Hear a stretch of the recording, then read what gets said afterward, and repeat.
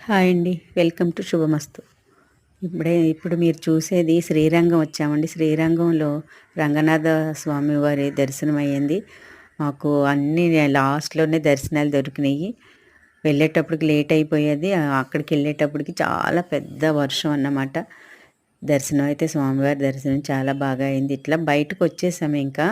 వర్షం ఇంకా కొంచెం అలా పడుతూనే ఉంది. బయటకొచ్చాము. కొంచెం అవే స్తంభాలని అవన్నీ కొంచెం లోపల తీసుకోవడానికి వీడియోలు అవకాశం లేదు కదా మనకి.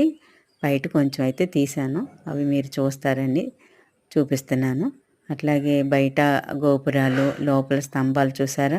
ఎంత చూసినా కూడా తనివి తీరదండి. ఊరంతా ఈ గుడి ఉంటుందంట ప్రాంగణం. ఆ ప్రాంగణం మధ్యలో ఒక ఊరుంటుంది. శ్రీరంగం అంత పెద్దది. ఒకరోజు మనకి అయిపోదక్కడ. 2, 3 రోజులు ఉండి తెల్లవారుజామున స్వామివారిని మేలుకొలుపుతారట.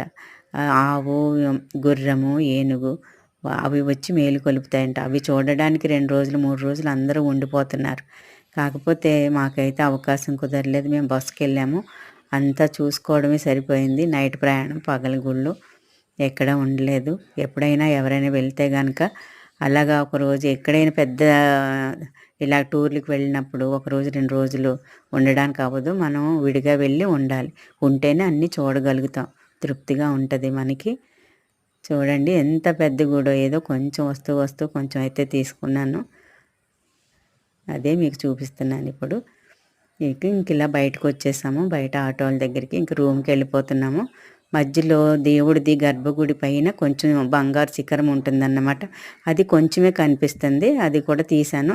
లాస్ట్‌లో వస్తది చూడండి.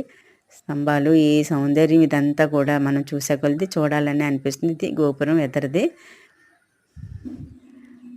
బంగారు శిఖరం అయితే ఇదండి లాస్ట్‌లో వచ్చింది బంగారు శిఖరం.